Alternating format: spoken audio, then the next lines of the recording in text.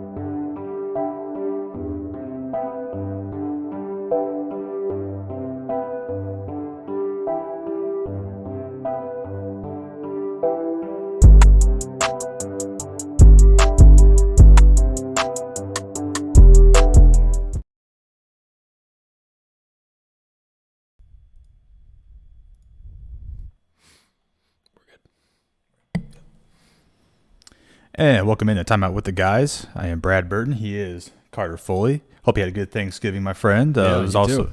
it was good. It was also a good week of football too. No, my team certainly played like garbage. Your team came out with a W, which was good. Although it was kind of another night of mediocre night football, as we call it now, instead of Monday Night Football. So, I know that Bears game. I'm just so I just can't get over that still. I mean, I knew it was gonna be bad, but just how it was though was just pretty pathetic. But yeah, Thanksgiving was good. The Cowboys lost, which makes it even better. Lions lost too. Matt Patricia and the Lions GM got the boot. Yeah. So we'll see how they can go from there. But yeah, overall, it's been a good week of football so far. Kind of now nearing the end. We'll kind of get into that final stretch of the season, which is going to be, some teams still trying to fight for that playoff spot, while others, looking pretty secure right now, like Kansas City. But definitely one team in particular, the Seattle Seahawks, playing against the Philadelphia Eagles on Monday Night Football. They're the Eagles, of course, being in one of the weakest divisions ever. And boy, I'll tell you what, this game right here, like I said, Monday Night Football has become a lot more mediocre night football. And certainly this game right here, for Seattle, I was shocked with the way it kind of went for them. They came out with the win, which is good, but you could just see that the struggles were there with Russell Wilson. He's kind of been, I don't want to say he's been in a bad funk lately, but he's been in somewhat of a struggle, though, recently. Although his offensive line helped him out, DK Metcalf especially, no doubt he was the player of the game in this one. Thank you for the fantasy points, by the way. Those were big. But definitely, though, for Seattle and Philadelphia, the first quarter was just brutal for those teams. No points scored at all. But luckily, though, in the second quarter, Seattle was able to get going there. But like I said, that first quarter was just brutal. For Philadelphia, Carson Wentz was just getting pounded. His offensive line not really doing much. Throwing the football, could not hit his targets at all. Really, you look at all the stats wise for his for his receivers, not a whole lot of excitement there to talk about, other than Dallas Goedert having 7 catches for 75 yards. But all the others, you look at Alshon Jeffrey, 2 catches for only 15 yards. Boston Scott, 5 catches for only 40 yards. Richard Rodgers, their tight end, also 3 catches for 53 yards. Did get a touchdown, but I'll tell you what, though, for Philadelphia right now, for being in a weak division, they're definitely having their struggles right now. And with Washington getting that win on Thanksgiving was huge for them. Now they are currently in first place, well below 500 still, which is hard to believe. But again, going back to Seattle, though, we can just see, though, they had a bit of a slow start, as we, of course, all saw that. But once the game did get going, they were able to kind of get into a rhythm there at times. Russell Wilson, not his best night, of course. We can both agree on that. 230 yards passing, 1 touchdown. Didn't throw any picks, though. Didn't turn the ball over, so that was a good sign of that right there. He's kind of been having a little struggle with that, though, recently. But hey, a win's a win. You gotta take it and move on. 8-3. You can't complain about that. Yeah, definitely. And obviously, from the start of the season, when Russ was throwing 4 to 5 touchdowns, no picks, I mean, those were incredible numbers. So, for him to, throw 1 or 2 touchdowns a game, we kind of, I think we get a little jealous thinking about it too. Just the fact that, he throws 1, and a lot of quarterbacks would like to have games where, they throw 1 or 2 touchdowns and throw for over 200 yards and don't turn it over. But, he did it. And, obviously, like you said, not his best game, but I think overall, the Seattle defense played a lot better too. Obviously, they did give that touchdown at the very end of the game to the Eagles, and then they converted the 2-point conversion. But, at the end of the game, it wasn't really that close. It just looked close, for the final stats, basically. But, I kind of like the way that the Seattle team is obviously heading. Obviously, the Rams lost against the 49ers last week, which is, obviously huge in that division, where it's still, pretty much up in the air. Rams are a great team still. Obviously, the Seahawks are getting better. They had those 2 really bad games against the Rams and the Bills, but they played good against the Cardinals and played okay, good enough to win against an Eagles team that's obviously not very good. But I like Seattle's chances. Obviously, I think they're going to make a playoff spot, whether it be a first round bye, second round.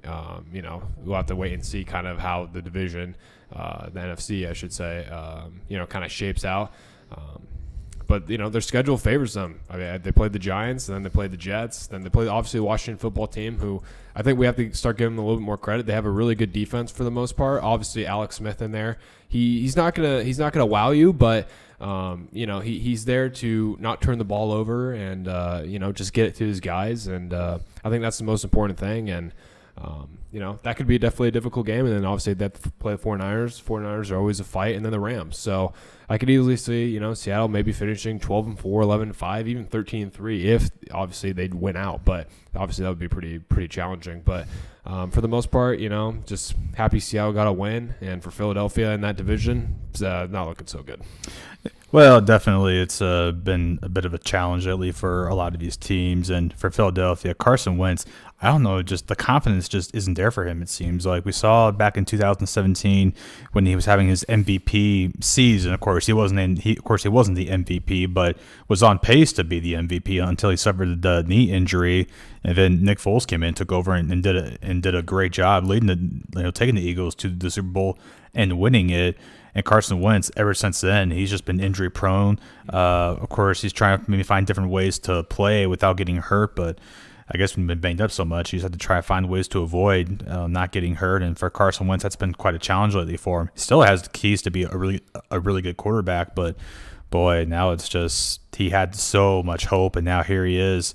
Is he going to be the future of the Eagles now? Because look at Jalen Hurts. He even got to play some of that game there on Monday night. Didn't do a whole lot of playing, but still, though, got to see his first action. So definitely for Carson Wentz, it's just, boy, he's on. He's riding high, and then all of a sudden, here we are a few years later, and he's just leading the league in interceptions. He's getting sacked constantly. Granted, his offensive line is not spectacular, so it's not his fault entirely. He has to make quick decisions to throw the football, but.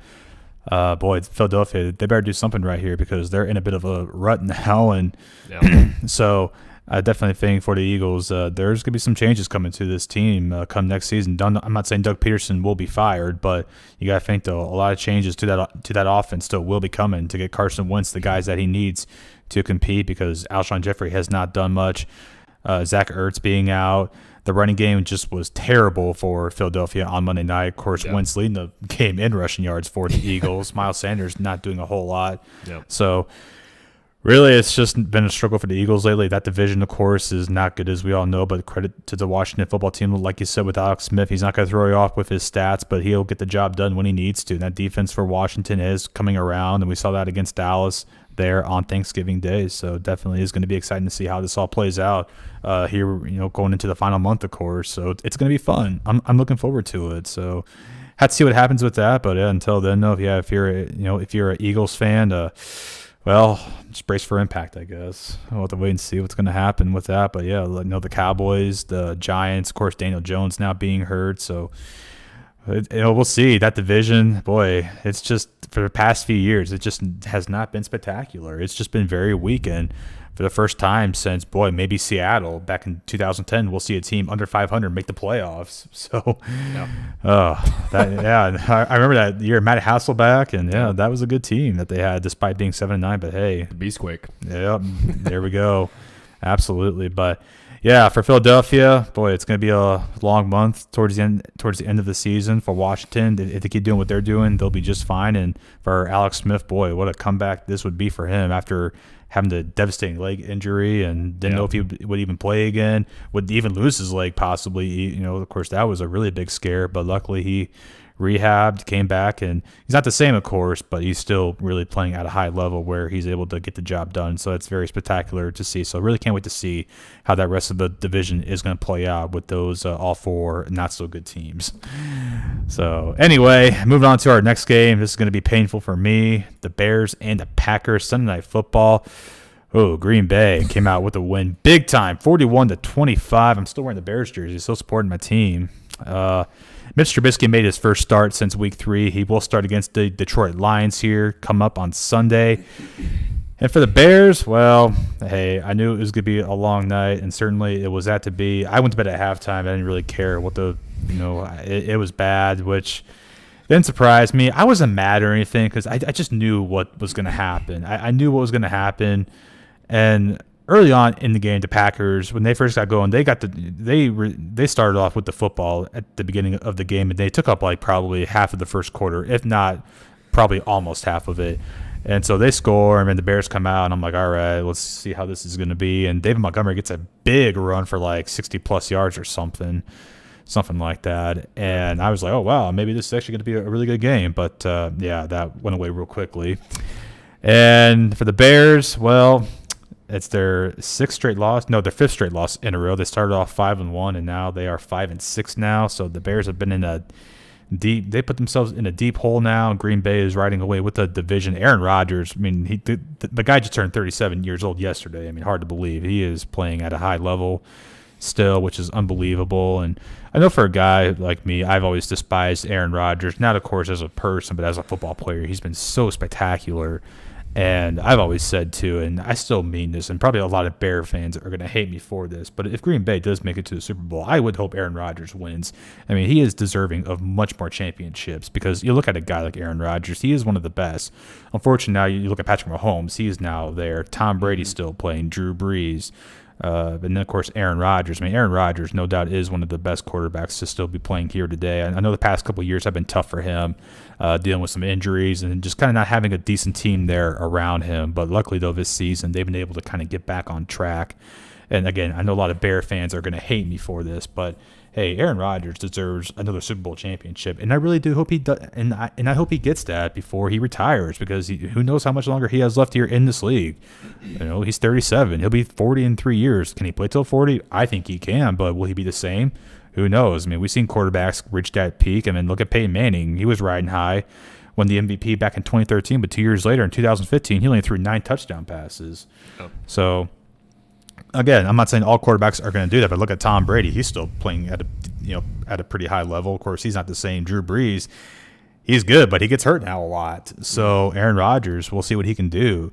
Again, I do hope he gets another championship. I know, again, a lot of Bear fans are probably saying, Brad, screw you, but I'm sorry. I appreciate the greatness that they bring out in this game. I do. Of course, if I was 12 years old today, I'd probably hate him, but I don't. He's a really great player, and I wish him nothing but the best. So, but Matt Nagy, I don't know. He is 2018. He was basically the savior of the Bears, and now he's just he's Chicago's worst enemy. Now it seems like I just don't know what Matt Nagy is. Is he the guy? I don't know. I still like him, but time is running out quickly. This offense is bad. It's bad. The quarterback position needs to be addressed at a much deeper level. The offensive line is terrible. Receivers, Allen Robinson, he's good, but there's a good chance he's going to walk away. I don't blame him. Anthony Miller has to catch the football. Cole Kmet, the rookie, going through growing pains.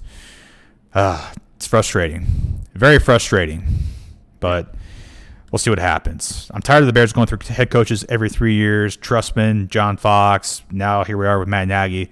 Who's next? Is Nagy going to get the boot, and then we'll bring in somebody, and then 3 years later they'll be fired? I don't know. This is frustrating. I mean, the McCaskies, maybe they should just sell the team entirely. I don't know. This is just getting ridiculous. I mean, I just can't. It's just ridiculous. All right, I'm done. Hey, no, I totally get it. Obviously, it's been a rough 6 games or so. Obviously, for the Chicago Bears.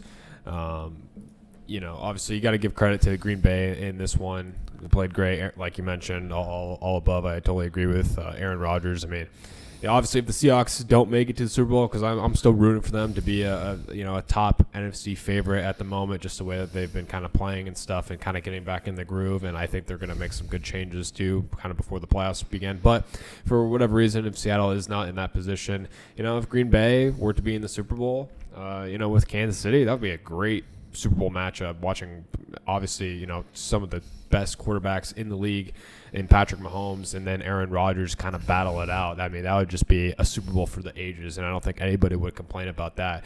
No doubt about it. Obviously, a great night for Aaron, throwing 4 touchdowns and 211 yards, but 21 of 29. So, he did what he just had to do to, get the win, and it was pretty much just garbage time when Chicago scored those 15 points. But besides that, I mean, it wasn't even close. And the final score doesn't even show that it was close to begin with. So, obviously, the Bears, they look promising. Their defense was excellent at the beginning of the season, but then the offense was obviously bringing them down, and obviously there's been a little bit of struggle too with the defense, I should say, the last kind of few weeks. But primarily the focus is on how bad the offense is, and like you mentioned, the Chicago Bears definitely need a new quarterback. They need to draft or need to trade to get somebody. I don't know exactly what they're going to do, but Trubisky's obviously not the answer. I'm still, I probably would say Foles is not the guy either. He's not. I think he would be a good backup. I think you could still keep him on the team, but they got to get somebody else. They got to get some more weapons too. But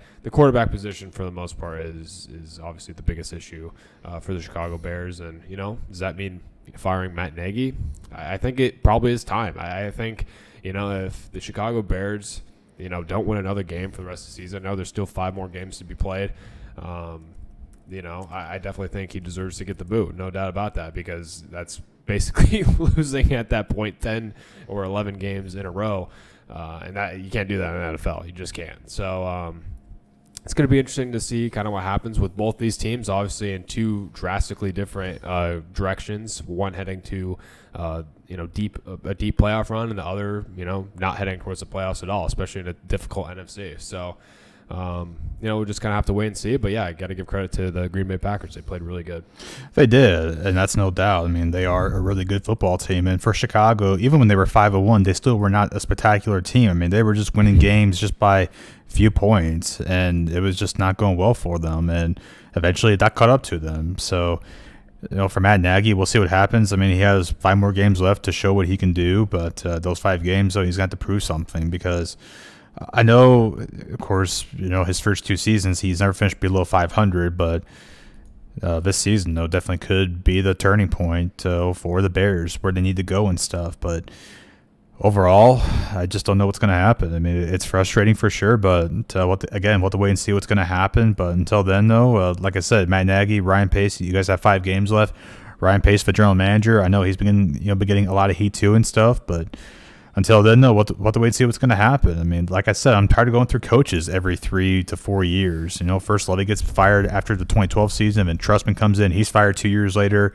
John Fox comes in 2015. He's fired after the 2017 season. Now Matt Nagy since 2018. It's just, man, you go through all these head coaches. It's not good for the team, too, because all these players that have been here for so long, too, as well. They have to go through new coaches, go through new personnel. It gets frustrating. I can't blame them. So we'll see what happens with that. But either way, though, great win for the Packers. Bears, well, 5 more games. See what you can do. All right, now moving on to the Chiefs and the Buccaneers. This is the Mahomes and Brady battle, and the Chiefs came out with the win, 27-24. Now this game was actually really fun to watch. It was great. Chiefs, though, were in control most of the game. Brady was, man, threw some really bad interceptions too. It was not looking good at one point, but Chiefs win just by 3 points. Of course, Mahomes, he's gotten the best of Brady now twice in a row. Not last year in the playoffs, but then of course last year he did, but not in the playoffs. But either way, though, Patrick Mahomes, he just showed what he can do, and I'll tell you what, it was just crazy to see him gunslinging the football still to Tyreek Hill. I mean, that's all he has to do is just gunsling to Hill, and boom, like that. The Chiefs score. Yeah. Simple as that. When he had like 200+ yards in the first quarter. Yeah, it was something. He was just unbelievable. Mahomes is fun to watch. He's fun. I mean, of course, when he plays against your favorite teams, it's not fun. But to see him, though, beat Brady was pretty fun. But no, Patrick Mahomes, he is spectacular. He is a great quarterback. I've always had nothing but praise for this guy, and we knew he would get paid. Question was, though, how big would he get paid? And certainly he got paid the pretty big money, which he deserves for sure. But definitely it was a fun game to watch. I enjoyed it. Definitely one of the better games this past weekend. 462 passing yards. Just 38 yards short of 500. I mean, that would have been crazy. Only 3 touchdowns, though. But, hey, if you have Patrick Mahomes on your fantasy team, you were pretty happy, I'm sure. So can't complain about that. Tyreek Hill, 269 receiving yards on 13 catches. That's over just 20 yards per catch.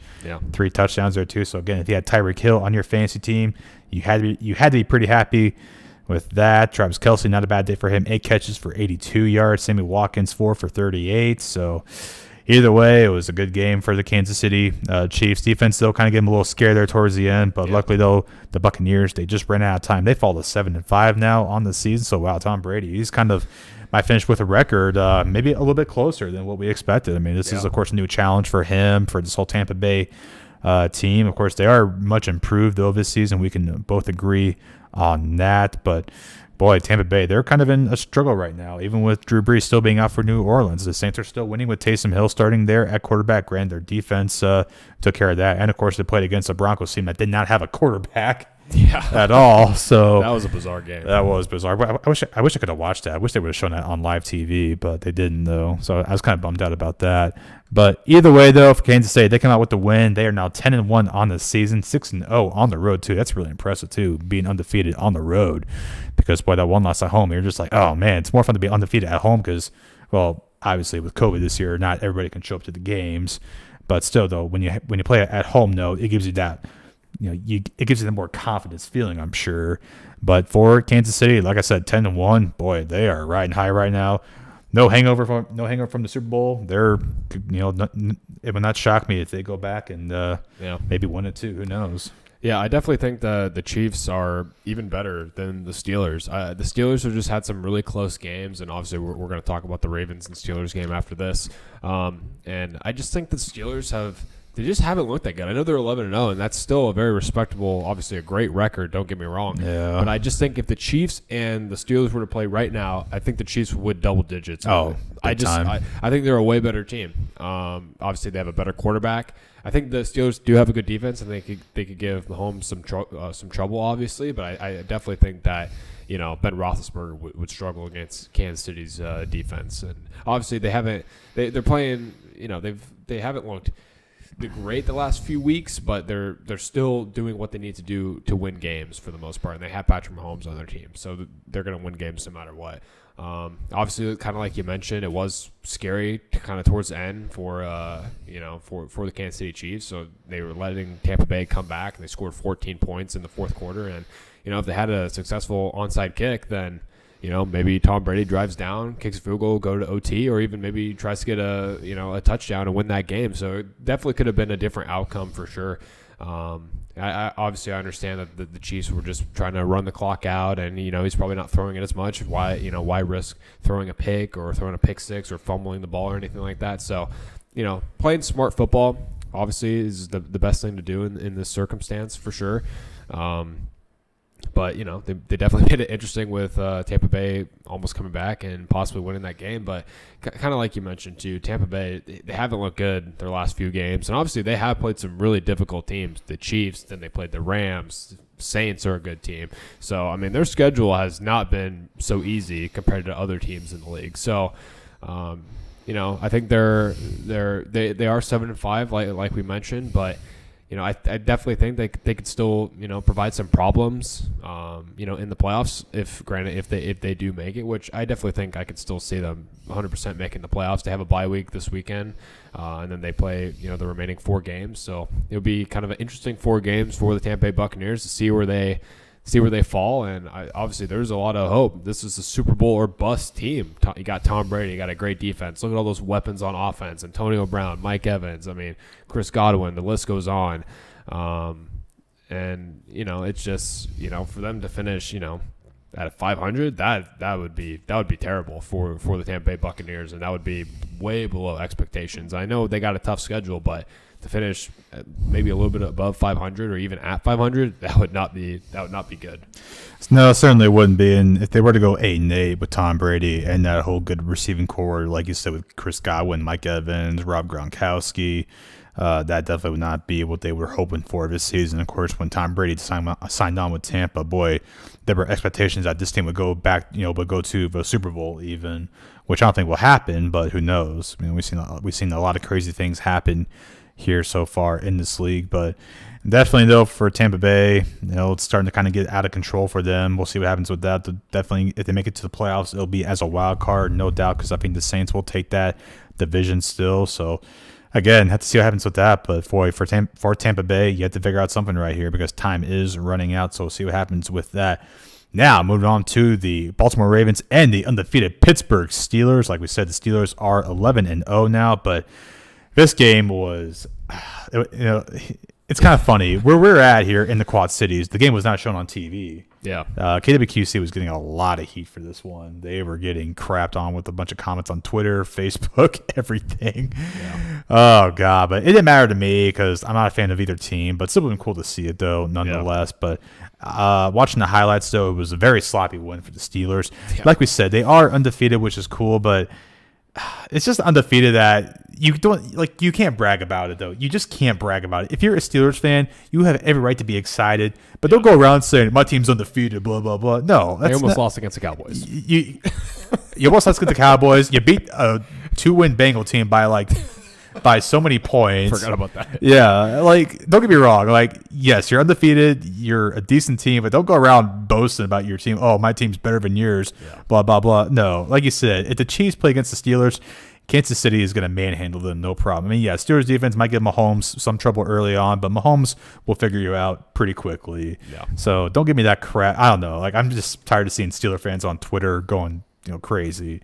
I get it. They're excited. I'm sure I would be too if I was a Steelers fan, but I'm not going to go around boasting about my team. That's just not right. But this game was actually supposed to be played on Thanksgiving night. Yep. But with Baltimore deciding to get COVID, and seemed like player after player was getting sick. Yeah. And so it got moved to Sunday, I think, and then it got moved to, Monday or something early on in the day, and then it got moved to Tuesday. Yeah. And then it got moved to Wednesday. It's okay. Is this game going to happen or not? Yeah, is it even going to happen or not? I mean, what's the deal here? I mean, for Pittsburgh, they got screwed over, I feel like, with the whole schedule thing. Because Baltimore, again, I'm not trying to say it's their fault for getting COVID, but, hey, we knew it was going to be an issue, and certainly it was a big issue.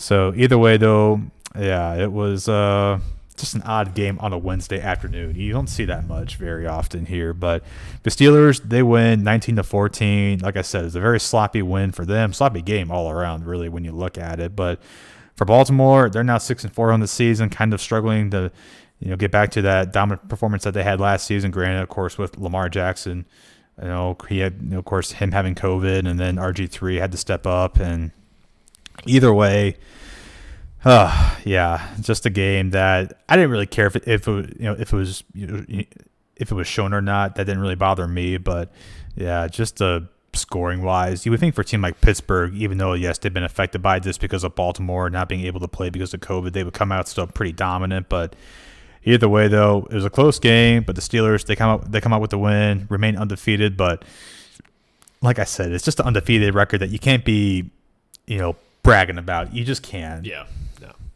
Obviously, yeah, like you mentioned, very sloppy game from both teams. And obviously the Ravens, understandably, they didn't have a lot of their key players, including Lamar Jackson. And when you don't have a guy like him, obviously won an MVP last season. And, yeah, obviously he has not looked nearly as good as he did last year, but he is still one of their best players by far.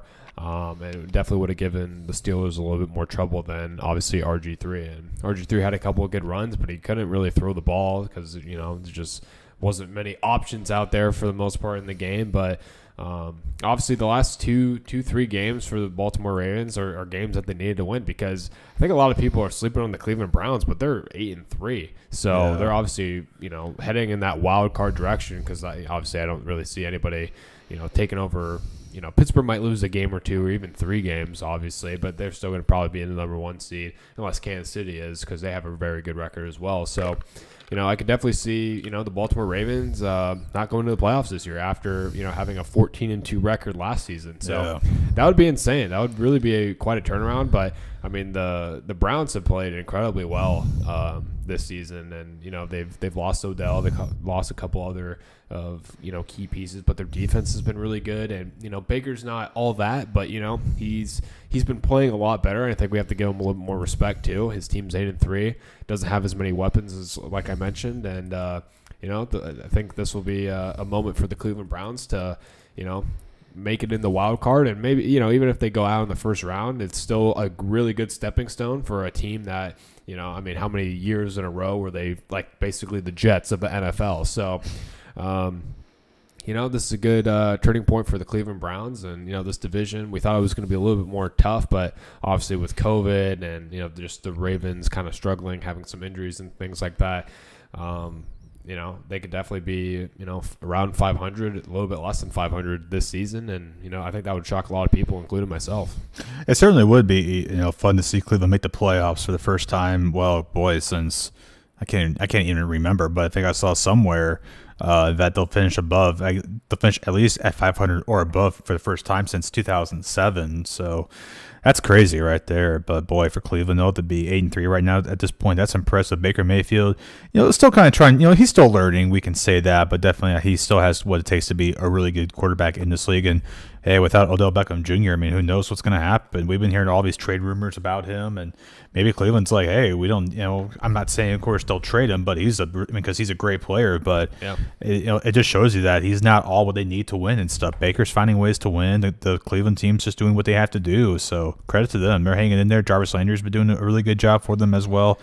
Austin Hooper is getting better week by week, so I'm definitely excited to see how this Browns team is going to do and stuff, which, of course, we'll get into here shortly with our games to preview. But, definitely for Pittsburgh right now, if they can keep on doing what they're doing and stuff, and who knows how they'll be in the playoffs, that's when it's really going to matter and stuff. Mm-hmm. But, if they can definitely lose like a game or two, they'll still be fine. Probably even get the first seed maybe throughout the AFC. Again, depends how Kansas City does, too. But definitely those two teams will be, no doubt, probably the top two seeds in the AFC. So we'll see how that's all going to play out. Now, moving on to the games to preview, like we talked about with Cleveland. They are 8-3, taking on the 8-3 Tennessee Titans. So one team will be 9-3, while the other will drop to 8-4. So either way, for these teams, hey, if you lose, which of course which won't be good, but nothing to really worry about still at this point. Boy, Tennessee, though, they dominated against the Colts last week, man. Yep. I'm a Philip Rivers fan. I've always liked him, but it's kind of funny to see him getting a little irritated and stuff. You can never complain about that.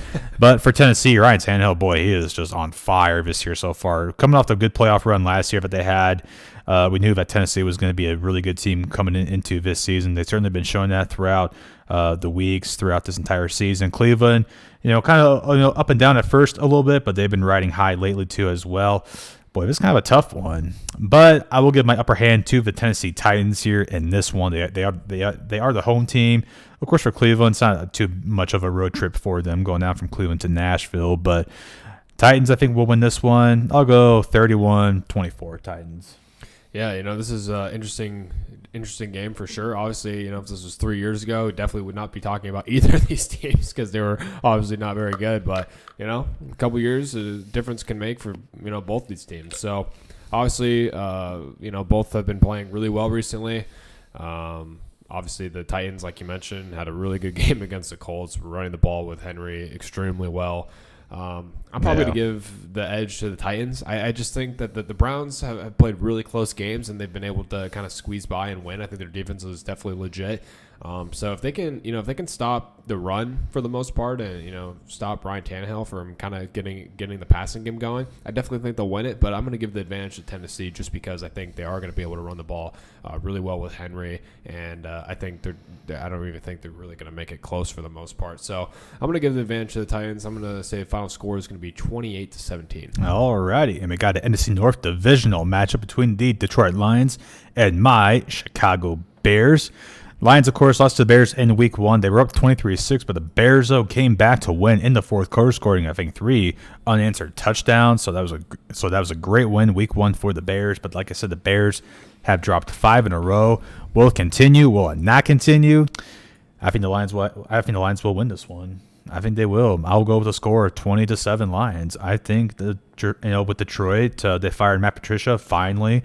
Also their GM too. So for the Lions, kind of a little bit of a shakeup here. We'll see what's going to happen. But for the Bears right now, just the confidence isn't there for them. It's just not there, and I don't know what's happened to them. They have not been competing lately. They have not been fun to watch, and I think unfortunately it will carry over this week. So I'll go with the Lions here in this one. Like I said, 20-7.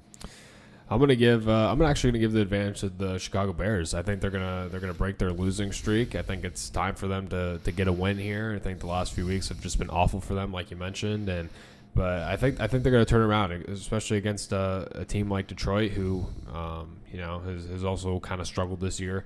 I think it's going to be a close one. Don't get me wrong. I think Trubisky is actually going to have a pretty decent game for the most part. I think I actually think because for the most part, I know those numbers, kind of those touchdowns at the from him came at the end of the game against the Packers, but he shows sparks when he's not really too worried about. I feel like he's in his head too much sometimes when he's throwing the ball. So he just needs to go out there, play football.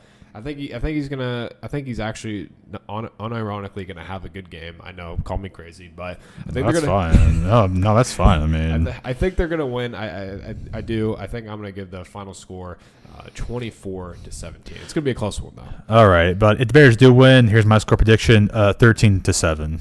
There, that's my too. Yeah, exactly. Because that Bears offense cannot score worth a damn. They can't do that.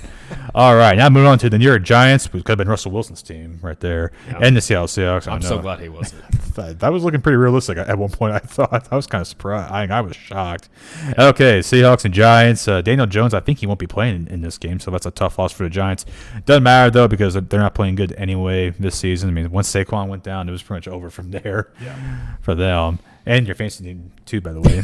Sorry. Yeah, I am in 12th place right now. So I think I'm hanging in there so far. Thanks to Logan Howell, our buddy.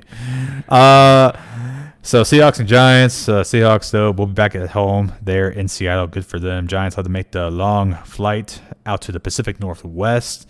I think the Seahawks will win this one. That's a no-brainer right there. Hopefully they can improve this time and play a much better football game. Like I said, a win's a win, and I think they can do that against this Giants team. I'll go final score 34-10 Seahawks. Yeah, I definitely think it's going to be all Seattle. Obviously, not having Daniel Jones it's not really going to hurt them because he's not that great of a quarterback. But he is the starting quarterback, so you obviously have to give some credit to him. But obviously, I think Seattle's just a better team. They're playing better. It's funny, they play the Giants this week, and then they play the Jets next week at home. So I think they're going to win both New York games without a doubt, no problem. But for this one, I think Russell's probably going to throw 4 or 5 touchdowns. Honestly, I think he's going to have a pretty good game at home for the most part. I think having all his guys back, obviously having a good running game back, Chris Carson, Carlos Hyde, and then Rashad Penny might come back in a week or two, and that would be ideal, especially with the playoffs coming around, to have 2 or 3, backs, kind of ready to go. And that's something that the Seahawks were missing last season for the playoffs, and they had some injuries as well. So if they can get everybody healthy, ready to go for playoffs, I really like Seattle moving forward. But for this game, let's just keep it on track here. Sorry, that's fine. Getting a little too ahead of myself. But that's fine. For this game, I think the final score is going to be 35-15.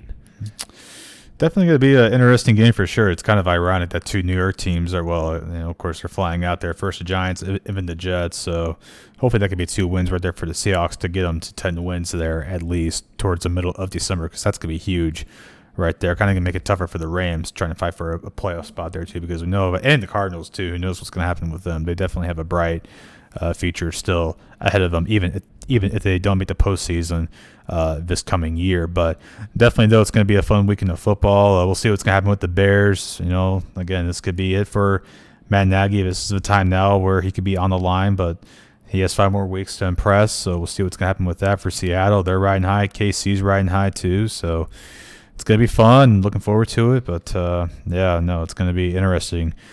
For sure, because this is now where you start to kind of figure out what teams are going to fire their coaches, and teams start kind of preparing for their long off season. So we'll see what happens with that. But like I said, it is going to be fun to see.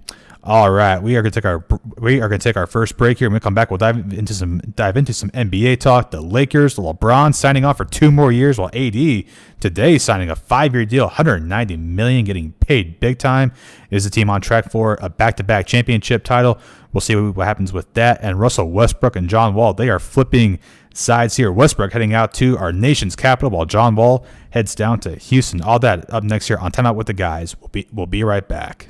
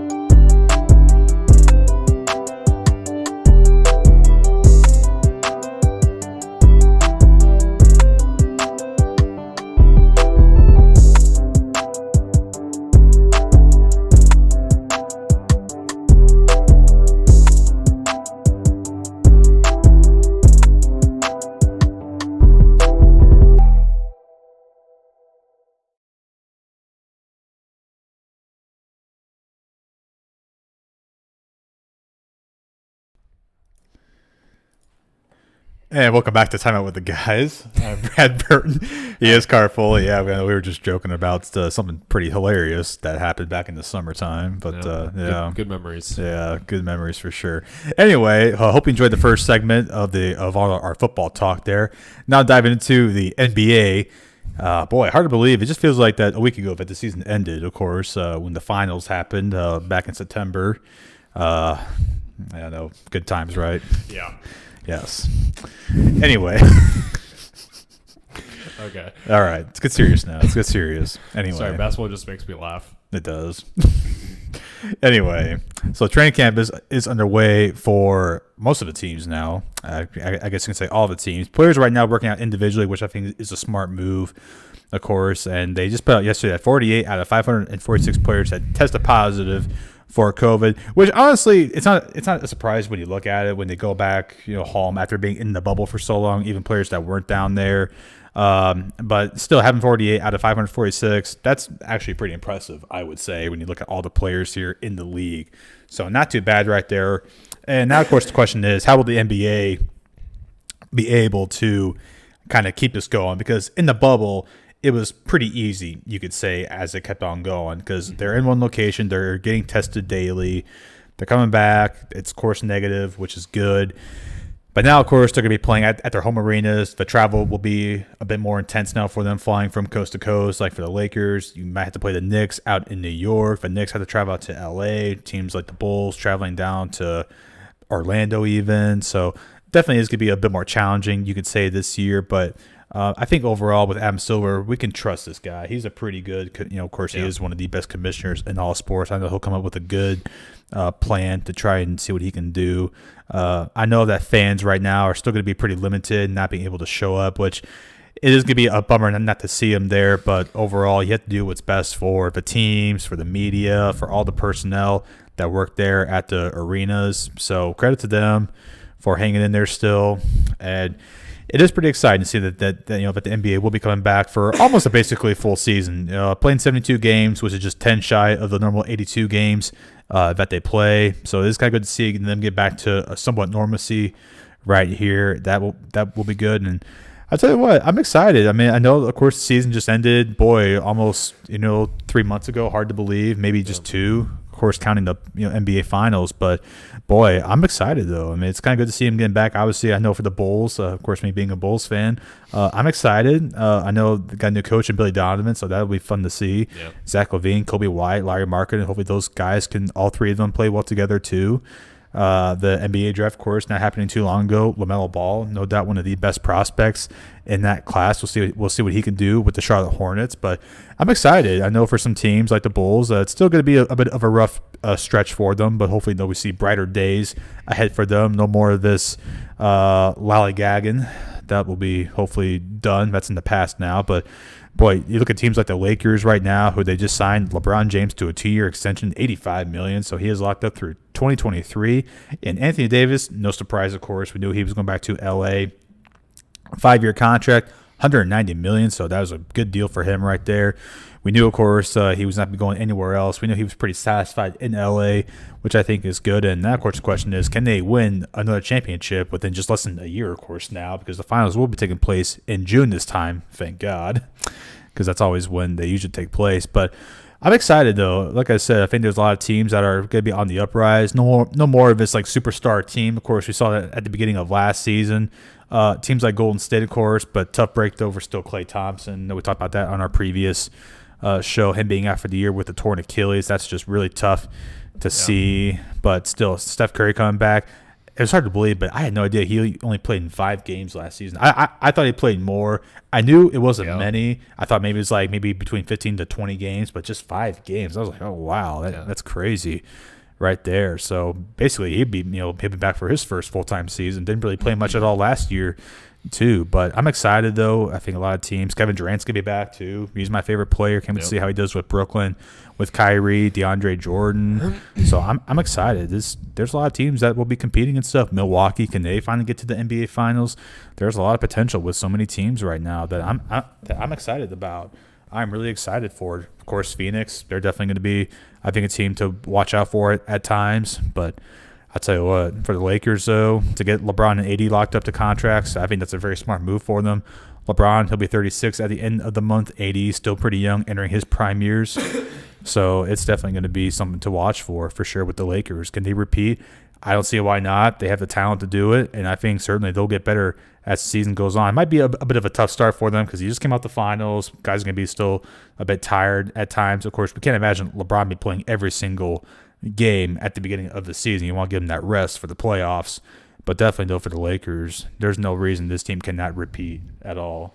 Yeah, definitely. I think I was definitely kind of caught off guard by the LeBron signing. I didn't know that was actually really going to happen because I know a lot of focus has been on AD getting his money. What is he going to do? Is he going to sign like a 2-year max kind of deal to be with LeBron and see what LeBron does and then leave LA? But they probably both had some internal discussions talking about playing with each other, and they're going to be at least playing with each other for 3-4 years, depending on how the player options and everything like that work. But I mean, yeah, they definitely are going to be on a team together for the next few years, and obviously their first year together ended pretty good. Obviously, with all the issues with COVID and all the racial riots and things like that as well that they had to think about, and being in a bubble. So for them to be obviously that close, basically a whole year of basketball, rather obviously they didn't play for the 4 months during the quarantine, of course, but for them to go through something like that, two of the best players in the league by far, and to win a championship too against a tough Miami team. And I think a lot of people are like, oh, well, that was an easy victory. And Miami was a damn good team. Jimmy Butler is a dog, and they had Bam Adebayo. Obviously, not having Goran Dragic definitely hurt them. But that's a really good team, and I could definitely see them being a contender again next season in the East. Eric Spoelstra, great coach. Oh, yeah. Just excellent. I mean, I thought it was a great finals. I really did. I thought, I thought Miami, They could have made it interesting for sure, and obviously, the Lakers did what they needed to do to get the job done for the most part, having some of the two best players in the league, like I mentioned. But yeah, when it comes to them winning another chip, I definitely think it's possible. I think they even got better this season. They got rid of Danny Green, who obviously, he was not my favorite player, and I think he wasn't a lot of Laker Nation's favorite players either. But they got Dennis Schroeder. They got Jared Dudley back, so that's a huge addition. They still have Kuzma. They got Montrezl Harrell. It's a great 6 Man of the Year candidate, obviously, and I think he's won it before as well. So, they've added some great additions. Wesley Matthews too. I almost forgot about him. So yeah. They're going to be a good team next year, too. But kind of going back to our original question, too, about, the NBA and 48 people, 48 NBA players, testing positive. It's not really surprising, like you mentioned. They've been doing their own thing, and, it depends on, kind of what they've been doing to following the rules or not. So, I definitely think for the most part, Adam Silver's a great GM. Not GM, commissioner. Yeah, excuse me. No, that's all good. So yeah, he's just a great commissioner, one of the best in sports by far. We saw what he did with the bubble, and I think a lot of NBA players do have respected what he has done and what they were able to put on. I mean, just a great. Great show. Obviously, a lot of those guys who were there for the deep run and kind of got tired of the bubble after a while. But it's understandable. They probably missed their family. They missed their loved ones. They missed just being able to go outside and kind of do whatever.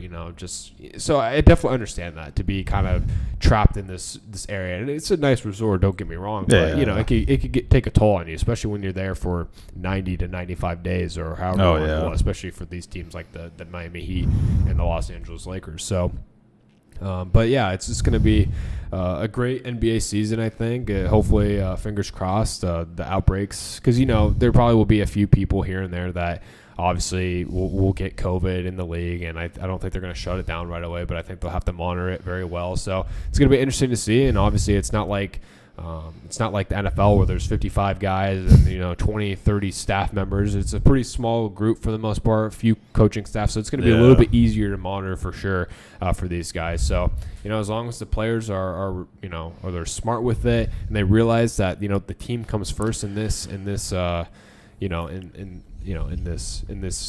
year's league, basically.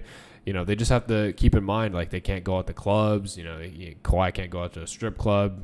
Patrick Beverly can't go, or not Patrick Beverly, Lou Williams can't go get wings, right before he has to, obviously, he left the bubble to go get, just the whole big issue. So, those guys just have to be smart and think about their teams too and what that would do, obviously, if they were to get COVID and they give it to everybody else. So they have to be smart about it. And, these guys are making a lot of money, and, that just is one of the responsibilities that they have to take with it. So either way, I'm excited for the season, though. Yeah, definitely. And I would say they're at a much better understanding of this virus than they were back in March when the whole league shut down entirely. That was just bizarre to see that even happen, because I remember watching, I think it was, getting ready to watch the Utah Jazz and the Thunder, and then just minutes before tip-off, the game got canceled, and it was just crazy, like, that they were going to postpone, or, well, I guess suspend the season for the time being, but they're at a much better level now than what they were back in March. And not, of course, Adam Silver's fault at all. He did the right thing, but there's going to be a point now where they don't have to now do this again. Hopefully not, unless there's just a huge outbreak where that's just not going to be possible to keep on going and stuff. It won't shock me to see some players possibly test positive, even some coaches too. Who knows what's going to happen? I mean, and when you get COVID, I'm not saying it's entirely. I mean, it's not your fault that you got. I mean, this virus is so unpredictable. I mean, we don't know what's going to happen.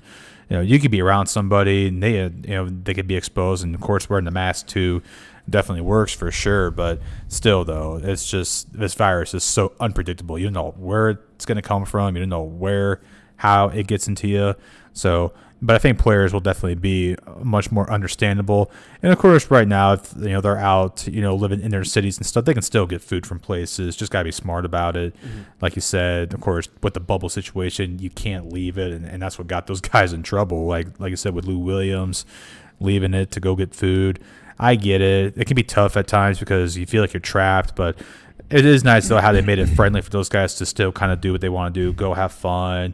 Go bowling. I know there was like a bowling alley there that they had to go to, even like a fishing thing too for them that we talked about back in the past. So definitely right now it's good to see these guys kind of get back to their normal lives, normal NBA lives. So that will be nice to see that, and we'll see what happens. I'm definitely excited for it.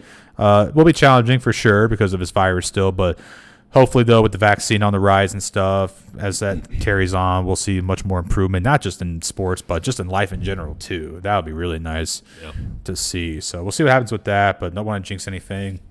Still got to be careful. Yeah, definitely. But definitely, though, hopefully things, though, are, there are better days ahead, I feel like, and we'll see what happens with that. But I'm excited, though, and it's going to be fun. So we'll see what happens with that. All right, now moving on to our last NBA topic. Boy, this is a huge blockbuster deal. Yeah. Russell Westbrook, he is on the move once again, and John Wall is leaving the nation's capital.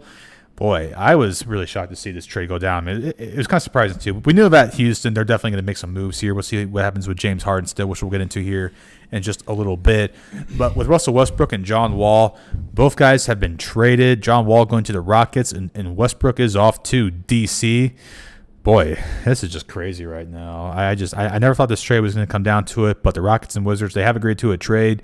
The Wizards, like I said, they're sending John Wall, and they protected draft lottery pick as well to Houston, so that's going to be big for them possibly coming to next year's draft. But the Rockets are sending Westbrook to the Wizards, so it definitely is going to be something to watch for. I never would imagine Russell Westbrook playing for a team like Washington. This is his first time playing in the Eastern Conference too. So the Eastern Conference, they got a pretty dynamic player right there with him, and definitely he'll be reuniting, playing KD quite a bit too and stuff. That'll be fun to watch, and certainly is going to be interesting for sure. But boy, this trade, I just did not think it would. I was wondering, how's this all going to go down, because we know James Harden, he's been really kind of wanting out of Houston now for quite some time, hoping that for the Nets trade still. But now that you look at it, let's just say Harden does stay in Houston. Who's better, James Harden, John Wall, or Russell Westbrook and Bradley Beal? I mean, those are pretty good tandems that you have right there and stuff. Kind of shocked to see Harden and Westbrook. I was really excited to see those two reunited once again. Of course, they were teammates when they played with the Thunder back before Harden got traded in 2012. But now that reunion is no more. So either way, I think for Houston, they got a good player in John Wall, although, of course, he hasn't played in such a long time now. Yeah. So we'll see. They're taking a risk here, I would say. But with Westbrook, though, I mean, he's been a guy that's been known to get injured too at times. But, hey, when he's healthy, he's a stud. And so is Bradley Beal. I can't see how those two play out. But like I said, now the question is, what's going to happen with James Harden now? Is he still going to be in Houston, or will he still be shipped off to the Nets here? So it's going to be interesting for sure. But either way, though, boy, I was just shocked to see the trade go down this quickly. I was really shocked about that. Yeah, I mean, there was obviously some speculation that this may happen maybe a week or two ago, and it was kind of thrown up in the air when obviously Westbrook's name was coming up in trades, and then obviously you had James Harden saying he's not going to sign a 50, it was like $102 million for 2-year contract extension. That was like the breaking point. I was like, wow, they're going to deal him. But now I think for the most part, unless whatever team, obviously, because the Rockets have all the leverage because they have Harden locked up for so many years. So technically, they could trade him to Sacramento for whatever. I mean, it just depends on what the Rockets would get back in return for James Harden. But I actually don't think that the Houston Rockets will even trade James Harden this season. They may. I think they will probably wait if it doesn't work out, but I think they're actually gonna leave James Harden on the Rockets even if he doesn't like it. I think they're gonna give the experiment of John Wall and James Harden a chance. I think they're excited to see kind of what happens with that. And then you can't really forget either, but DeMarcus Cousins too is on that Rockets team too. Yeah. So I think the Rockets are kind of setting up for a new identity, a new brand, and I think they still want James to be a part of that, but I don't think they really wanted Westbrook, and I know James, didn't really enjoy playing as much. I mean, I'm sure they're still really great friends, but it could be, it's obviously different when you're a teammate and then you're also a friend of somebody too. It just sometimes it just doesn't work out on the court. So, they did what was best for both sides, and it was interesting too that the Wizards, they've had John Wall. Basically he's been injured the last, 2 seasons. He hasn't really played the last 2 seasons. So it was, it's kind of, it's interesting too that they, basically had him for that long and then they just traded him away. So, but I think, getting Westbrook on the team with Beal, it's going to be interesting to see. I can't really say I never imagined those two being, on a team together, but I'm excited to see what happens. And like you mentioned too, that, the Brooklyn Nets versus, the Wizards, that's going to be honestly a really fun game to watch with Westbrook and KD battling it out, and then Beal and Irving. So, I mean, those are going to be probably high Eastern Conference teams without a doubt next season. So, if I were to say the better duo at the moment, I would probably say it's Wall and Harden, just because Harden, I mean, we know what he brings to the table when it comes to scoring. Yeah. And obviously, Wall, it might take him a little bit of time to kind of get back to it, but before he was injured, he was one hell of a player too. Oh, yeah. So if he can come back from his injury and kind of look the same as he once did, obviously he's getting a lot older, but if he can still have a little bit of spark to him, I think that's going to be a really good duo in Houston. Oh, definitely, for sure, and it'll be exciting for sure. I'm definitely looking forward to it, and definitely it's going to be fun to watch. And Bradley Beal, kind of going back to him, before the suspension last year, of course, he played in 57 games. Averaged just over 30 points a game, so he was on fire last season. So it'll be really exciting to see how that's going to work out there with Westbrook, because we know Westbrook at times takes matters into his own hands. We can say a bit too much at times, but hopefully those guys can work well together and see how that's all going to go. But definitely, though, boy, it was going to be exciting to see how that was going to go had not the pandemic halted the NBA season back in March. But definitely, it's going to be exciting to see how these two duels work out and stuff. It's kind of been nice too. No more of these superstar teams. Of course, we saw back in LeBron, D Wade, and Chris Bosh, and of course with Golden State, Steph Curry, Kevin Durant, Klay Thompson, Draymond Green. It's not kind of more led by two dominant players on a lot of teams. LeBron and AD with the Lakers, KD and Kyrie with Brooklyn, and then of course now John Wall and James Harden, Bradley Beal and Russell Westbrook. So there's a lot of definitely good teams out there that will be competing for possibly a championship. Who knows? Could be a struggle for them at first, but I think they will catch on eventually. I'm definitely excited for the Pelicans. I'm really excited for them. Zion playing in his first full season, hopefully without being injured. Lonzo Ball, I know he's looking to improve big time. And then, of course, Brandon Ingram, who got locked up to a big contract. Good for him. So Steven Adams, too. Steven Adams, absolutely, boy. So for the Thunder right now, I think they're just kind of understanding that they were at a point where it's just best to kind of restart here. Yeah. They'll be fine as years go on. They got a bunch of good draft picks to work with, so I think they will be okay. Of course, this season could be a bit of a struggle for them, but boy, Steven Adams, boy, for the Pelicans. I know when that whole trade went down there with AD, they were saying, oh, the Pelicans, why would he want to leave? But overall, that trade was a win for both sides. You have to, we all agree to that. So because you get Zion, you got a good package duel there with Lonzo, Brandon Ingram, and Josh Hart.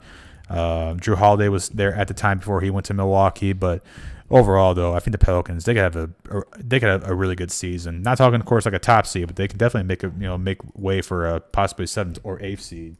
They'll be fun to watch. I'm excited for them. So there's a lot of teams out there that will be fun to watch this season. Even teams that are kind of maybe be still struggling, like the Bulls, for example. Of course, like I talked about with Billy Donovan now being the coach. That's gonna be really fun to watch, of course, for me. So I can't wait to see how that's all going to work out. But either way, though, hey, it's hard to believe that the NBA is going to be back in just a few weeks right now, just before Christmas. So that's good. Merry Christmas to all the NBA fans out there. Yeah, definitely. That's definitely a good present for you. I know 2020 has been a rough year for all of us pretty much. But, hey, sports are coming back still. We're still hanging in there. And hopefully now we'll be at a point where no more interruptions, too. So that will be nice. And fingers crossed. Yeah, fingers crossed for sure, 100%. And it'll be fun. I'm excited for it. Yeah, definitely. I mean, like you mentioned, the kind of the short turnaround too. It's like we just had the finals in October, and now the season's starting on the 22nd. And by the way, great games for the opening night. We got, I believe it's Golden State and Brooklyn. So obviously you got Curry and Kevin Durant, and obviously Green and KD going at it. So that's gonna be a really fun game. I think that's gonna be a lot of fun. And then you got the 2 LA teams battling it out. So obviously the Clippers are going to want to prove that they're the team in LA, but I mean everybody knows they're not, especially since the Lakers just won the championship. Everybody knows they're not. So, but yeah, then you got the Christmas Day games, and obviously that's obviously one of my favorite things to do on Christmas is just watch the great NBA games. So yeah, it's going to be really fun and exciting. And I mean, I feel like we're kind of a broken record, but I mean just the way that the NBA has just handled everything this, the last few months and even a year now has just been so impressive. And I think that's why they're one of the best leagues in sports, period. I just think Adam Silver is just incredibly smart.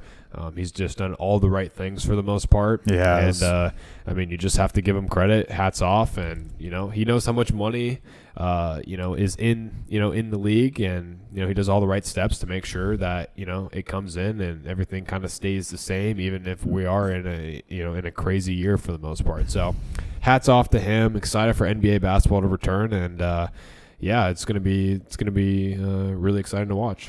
It certainly will be. And Adam Silver, like we talked about, ever since he took over for the late David Stern, he's just done such a great job. Of course, right away, his first big move was banning Donald Sterling. That was a big move right there. I'm sure he did not expect that to happen, but he took action when he needed to, and he did the right thing right there. And still, of course, with this whole pandemic, he took a big hit with losing a lot of money and stuff. Well, of course, a lot of leagues did. Really, baseball, hockey.